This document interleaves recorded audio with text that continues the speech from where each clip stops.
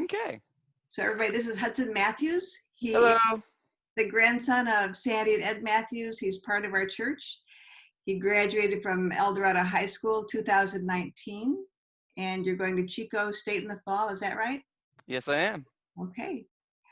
Well, last year, the high school performed a play called The Laramie Project, Yeah. and it's about the murder of 21-year-old Matthew Shepard, who was a gay student, attended University of Wyoming, and in 1998, Matthew was beaten, tortured, tied to a fence, and left to die in that small town of Laramie. It was an event that changed the laws about hate crime in our country, and it's a story and topic that needs to be told again and again and again until we get it. And hate crimes, sadly, continue to be on the rise, and Wyoming is one of 4 states that still does not have hate crime laws. I didn't know that until I was doing research for this. Didn't know that either. Yeah, can you believe it? Yeah. The play is based on interviews with friends and townspeople in Laramie after the murder and includes scenes from the courtroom with the 2 young men who killed Matthew Shepard, Russell Henderson and Aaron McKinney. So Hudson, welcome. Thank And you very much. could you tell us a bit about the character that you played and how playing that affected you? Okay, so I played Sergeant Hing and another character who was like a representative of the Mormon Church. Mhm. And how that affected me was Sergeant Hing, I think, was one of the most interesting characters I've ever had to look into for a play because I never thought of it as, you know, we always have these towns with a name and an incident behind them, but we never think about how that affects the people there.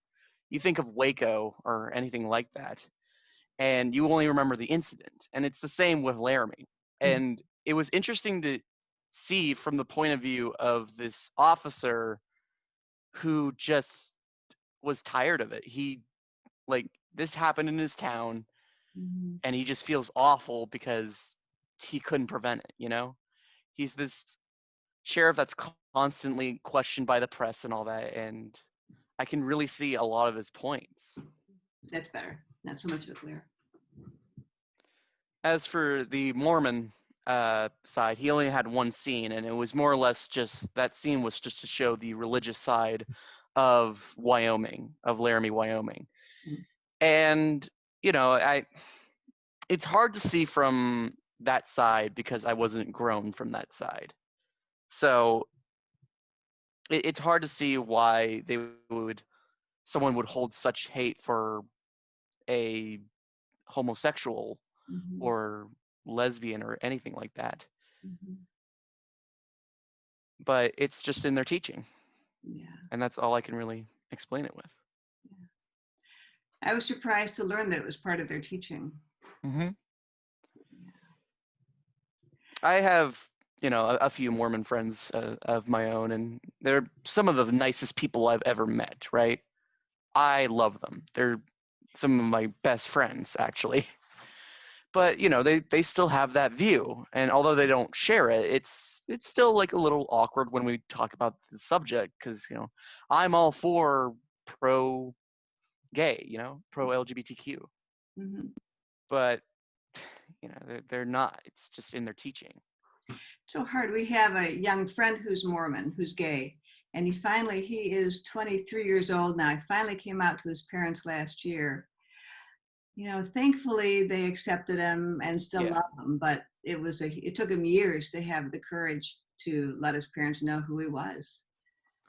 that's really funny because on the opposite spectrum, I remember the story during when we were, practicing for the play, and this was the first time I showed off my character of the Mormon representative, and Tomei literally said to my face, "I wanted to punch you," Oh, not because of right. me, but because of the character. Yeah. And he told me there was the story of a student he had who was gay, and same thing, came out to his parents, and his dad disowned him.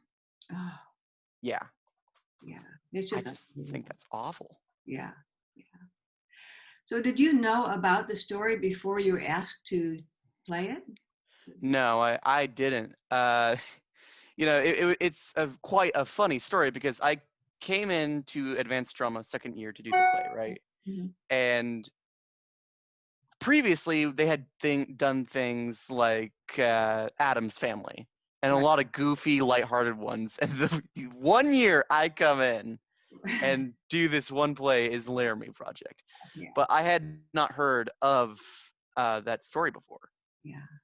But when I came home and read through it, I'm like, I wonder if my parents know about this. And I went and asked them, and my mom just went bug-eyed Yeah. because she knew what this was. Right. Yeah. And it's sad that we still have to keep doing it again and again and again. I hope It is. we'll get it sometime. How were the conversations between you and other actors? Did people feel uncomfortable doing this play? So, oh gosh. So this play, it was almost as if like every day someone was crying. Mm. When we came back after reading our scripts, I'm a pretty like tough guy, I would say, when it comes to this kind of stuff, reading emotional stuff. Mhm. And this is a play that really broke me when it was during like our third performance of it, right? And right at the end, I entered the bathroom and I heard about like this girl in my class started getting bullied at middle school, and I just started weeping because Mhm. of all these emotions. Yeah. And for other people, it was really tough as well. Like at least one person, like I said, would cry per day when we did this play Yeah. because we would just find out something new. We would find out something else. Mhm. And I guess I was kind of lucky because we had this club, which I cannot speak of because it's an honor tradition, Uh-huh. and that really helped me out. Yeah. So you got to go there and talk to your friends there and talk about what's going Yeah, it was our drama club, and it was a lot of fun. It Yeah. was in the boys' locker room. It was a lot Yeah. of fun. And you probably need that when you're going through something like that to share with Yes. others what it's like. And then you probably all know students who are having a hard time coming out or being bullied or Yeah. mm, We got to watch some films and documentaries on it, and the thing that broke me with those that like caused me to tear up and a lot of other people with as well was that they showed the interview with the parents, uh-huh.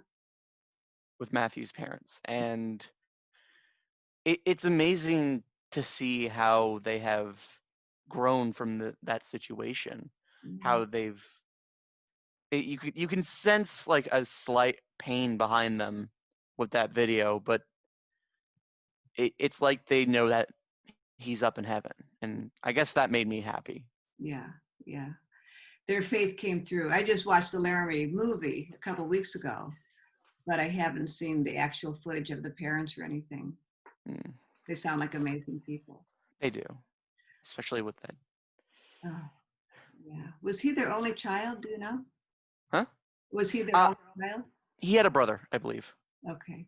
Yeah. Did other students have any reservations about performing it? You know, were there conflicts in the school? Was there more bullying, less bullying as a result? Oh gosh.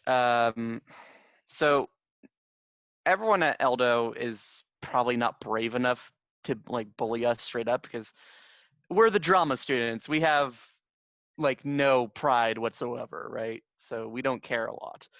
Uh, so we put up posters along the walls of Main Street, I believe, and our high school. And I remember one time when we passed a high school poster, one of the posters in high school, it was completely deformed. Mhm. Someone had ripped it up, put slurs on it, and everything. That was like the most that happened. That was awful. Yeah. And as to our own cast, I don't want to name names because I don't want these people to have awkward relations at home. Mhm. But there was a kid whose dad was very against this play, Mhm. and I was kind of scared of it because I for some of my family I wasn't too sure, even though I've been with them forever, and I wasn't too sure of their opinions on this matter, Mhm. right? Mhm. So when I learned that all of my family was coming to this play, I kind of freaked out. I was like, I have to live with these people and I don't know what they're going to think. Yeah. Did they know what it was about beforehand? Did you talk at all with them about it? My mom and dad knew, and then my grandparents, my nanny and papa, I Yeah. think they had an idea of what it was. Yeah. The only people that really didn't know what it was my sister and I think my cousin Will. Okay. Yeah. Well, I was sad I couldn't see the play. It was all sold out. Yeah, I I tried to was get surprised. tickets, and yeah, there's no way to get tickets. I So, do you think this show is an important one for people to continue to see? Yes, this is a really good. Not only is it just a really well-made play, but it's also very important in the fact that I've always said that the main importance of stopping hate and all that is understanding. We can shun these people that hate gay people all we want, but that's just going to make them more angry. It's just going to make them have more hatred in them towards homosexuality Mhm. or LGBTQ. What we need to do is make them understand. Mhm. If you push, you also get pushed back. Right. We're seeing that a lot now Hmm. in so many ways. And the division seems to get greater and greater with less and less understanding. Yeah. Well, I think that sexual identity is something that people are talking about at younger and younger ages now. Last year, my granddaughter turned 12, and it was about the time the gay pride parade was going to be happening. And Mhm. so she went out and bought a pair of shoes and wanted to get some with the rainbow on it to support gay pride. And she said, I want to support the LGBTQ community. And I said, you know what that is? And she said, well, of course I do, Graham. And she rolled her eyes and walked away. And it was great. I had no idea that at 12 years old, she'd be so aware of it and want to support that. Now, I don't know if the play is too violent for somebody at 12 years old, 13. I don't know what. It's it's not violent, but what it is just sad Yeah. because there's never any violence shown. In fact, there's not even someone playing as Matthew Shepard in the play. Oh, yeah, that's right. Yeah. Yeah, it's just an interview of what happened. Yeah. The most we got was the two boys who killed Matthew Shepard. We had two of our cast play as them in the court, and Hmm. I think only one of them really spoke. Uh huh. Right. There's one scene I remember in the movie with the doctor, and he said he was talking about, I think he brought in either one of the men who killed Matthew, either Aaron or Russell, and had to treat him. Aaron, it was Aaron. I Okay. remember this. And later found out that, he didn't put them together. He was also treating Matthew Shepard. Yeah, And I realized later. And he said, I have love and compassion for both of these young men whose lives I was trying to help mend. I Yeah. remember that scene. That was, gosh, if there was a scene that everyone cried at in that theater was both doctor scenes. Uh-huh. Uh, the other one was with the doctor who told the information about Matthew Shepard's well-being and Hmm. him revealing on national television that Matthew Shepard was dead. Yeah. That scene that broke so many people in the theater because one little I don't want to call it fun thing, but one thing that I did was during all of the productions was I'll start with the long story of it. During the first production, right, our first time doing this play, I looked over and saw two people leave the theater, never returned, and I thought that was weird. And by the end, there was only like four people missing Hmm. from the theater, and I thought, okay, that's good. And I thought, huh, what if I was to count every single time someone left the theater? So I did.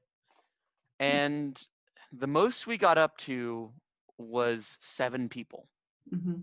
including one whole family of that 7. Just got up and left. Did not want to watch it at all. Yeah. And that kind of broke my heart. Uh, Not only because, this is for their family, right? For their sons and daughters, but just to Hmm. leave a production that is, you know, putting forth this message of love rather than having this hate inside. Hmm. It hurt. Yeah. Yes. It's not just disrespectful, it's sending a message Yeah, to you. And you don't know what it is because there's no dialogue with that person. They just got I up know. and walked out. And Yeah. I will be fair. Some of those people left because they were sick, or they just had to go because of a business venture. Yeah. Maybe it was Yeah, too emotional. yeah, and too emotional. I know one of my family members left because it was a bit too emotional, but I convinced them to stay. Oh, good. Yeah. It's hard to sit through and watch things like that. It's like watching movies about the Holocaust. And, Yeah, you know, it's just hard to do that. I it's see. hard to watch. Yeah.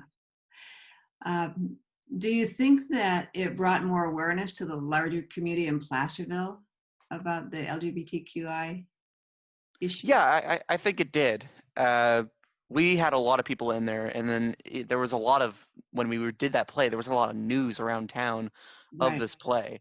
Yeah. So I think it brought a lot of attention, and especially on all of our cast Hmm. who were doing this. I read a recent Facebook post. Someone said they're just tired of people shoving LGBTQI issues at them and throwing them in their face and Black Lives Matter. And they just wish it would all stop. Now, People say the darndest things on Facebook, man. I don't know, yeah, It's it's not going to stop. I think until no. we develop a kinder, more compassionate culture, Hmm. we still need to tell those stories. We need acceptance, not tolerance, and that's the thing. That was one of the main things about the play was accepting someone for who they are and then tolerating someone. Right, completely different. Hmm. Yeah, if I tolerate you, it's kind of I'm superior and I'm somehow, oh, I'll Yeah. tolerate Hudson for a while. But if I Hmm. accept you, it's, Yeah, we're one and the same. right. Yeah, absolutely. Huge difference in those words. Well, one of the things that struck me the most when I watched the movie was when Matthew Shepard's father addressed Aaron McKinney in the courthouse. And I'll read what he wrote. It was amazing. So he said this to Aaron McKinney, I think it was at the end of his speech. He said, "You left him out there by himself, but he wasn't alone. There were his lifelong friends with him, friends that he had grown up with. You're probably wondering who these were. First, he had the beautiful night sky with the same stars and moon that we used to look at through the telescope. Then he had the daylight and the sun to shine on him one more time. One more cool, wonderful autumn day in Wyoming. His last day alive in Wyoming. His last day alive in the state he always proudly called home. And through it all, he was breathing in for the last time the smell of Wyoming sagebrush and the scent of pine trees from the snowy range. He heard the wind, the ever-present Wyoming wind for the last time. He had one more friend with him, one he grew to know through his time in Sunday school and as an acolyte at St. Mark's Episcopal Church in Casper, as well as his visit to St. Mathews in Laramie. He had God." And that was the end of what he said. But I was so grateful that he said that because it brings up the role of religion in the whole LGBTQI plus issue. Hmm. And as a priest, I believe that God loves everyone regardless of sexual orientation. Yeah. And I'm proud to be in a church that doesn't believe that that determines eternal punishment. And the protest outside Matthew's funeral do not speak for God and other Christians. And I was Yes. so saddened to see, and I still see how those protests happen. And so I wonder if It's you had anything to say about how you view religion and your belief in God in this issue. so to me, God. Oh gosh, I thought about this last night so much so that I couldn't get an hour's sleep. Uh, to me, God is a loving God, right? He loves all. That's the main thing about him. Mhm. And it's hard to think that he would hate someone for something so natural, Right. you know? And sins. People say it is a sin to be homosexual, but to me that doesn't make sense. Most of the sins in the Bible are sins that harm others. Mhm. Pride, you're hurting others because you can't get out of this mindset that you're the best. Mhm. Wrath, you're actually hurting other people. Greed, you're hurting people because you're taking too much. It's it's all that. So I don't see how liking a certain gender is harmful to others. Right. Yeah. To me, sins are just a warning to not hurt others. And what those boys did to Matthew, that was the truest sin of them all. Well, that's so well said. Thank you. I don't know if you're familiar with the recent Supreme Court decision about the LGBTQI rights in the workplace.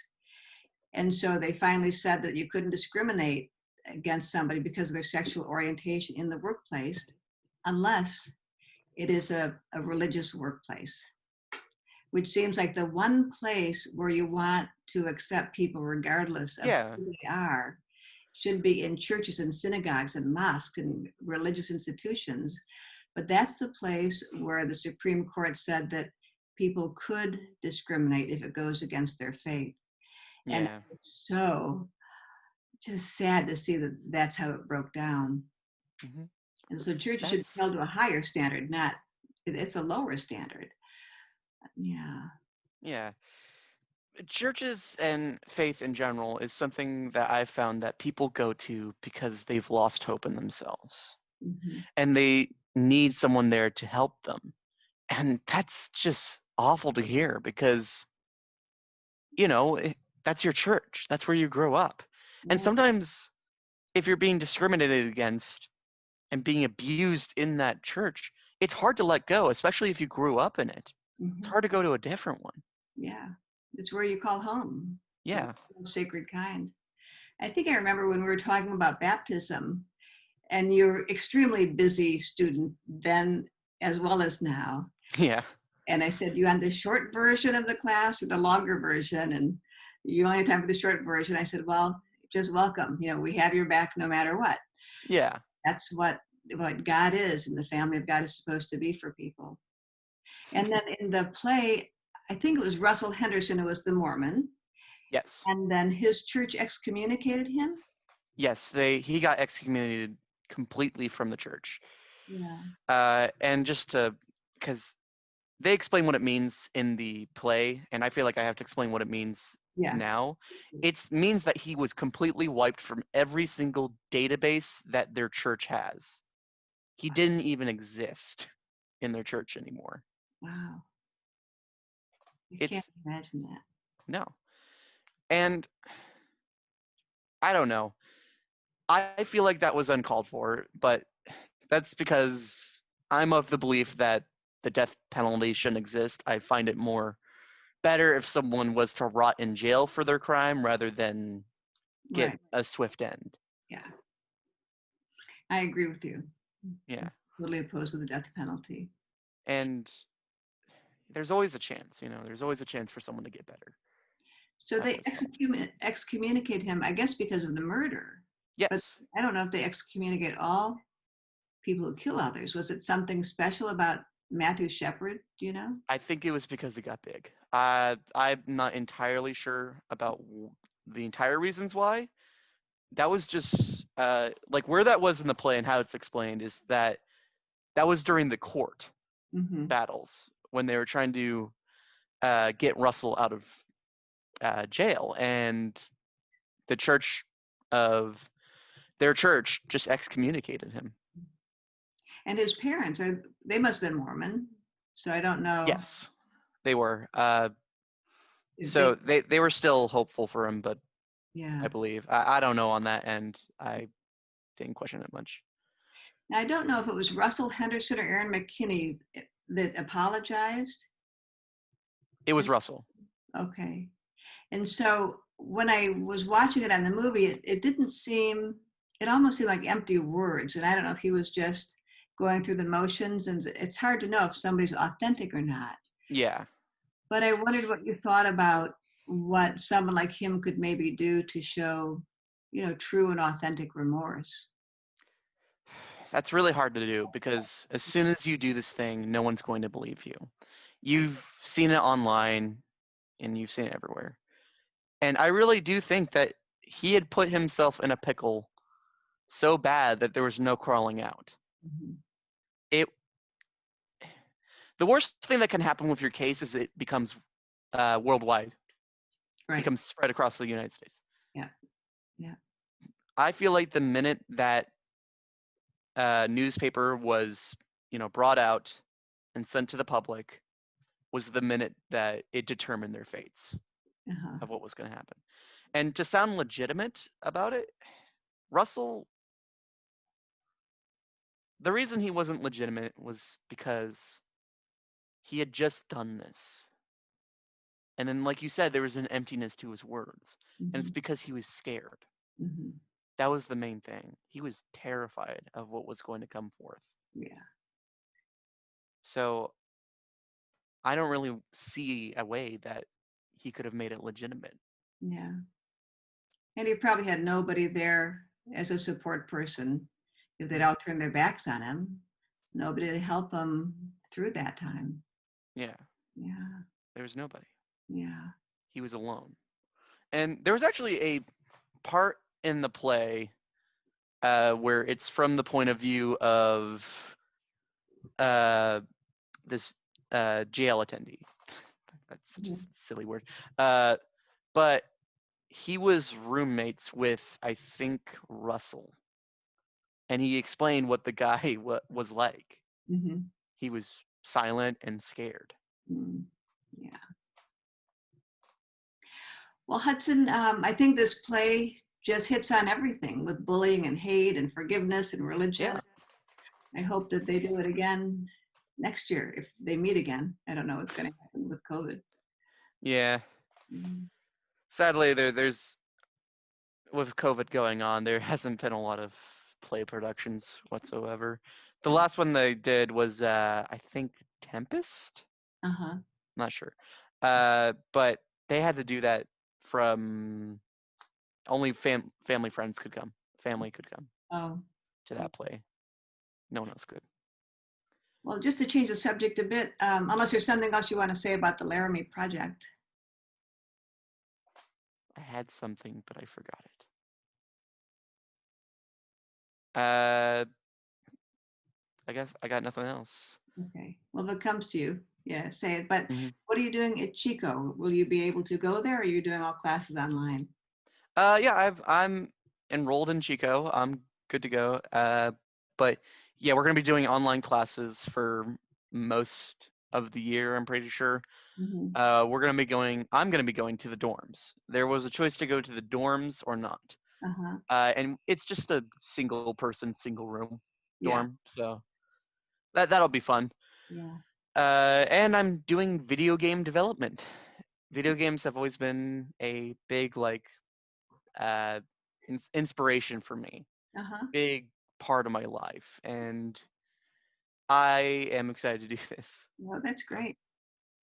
Well, one of our friends does video gaming for Intel, so I'll hook you up with them if you want to meet him sometime. oh, I'd love to do that because the His number kid, one thing they tell us is networking. yeah, yeah, it's a great job. He loves it. Mid 40s doing video games all the time and creating them. Oh, that's super cool. Well, thank you, Hudson. I think that's about it for now. Great Okay, to see you. Stay in touch will and do. say hi to your grandparents for me. I will. Thank Okay. you so much for having me on. Thanks, Hudson. All Bye right, bye. bye.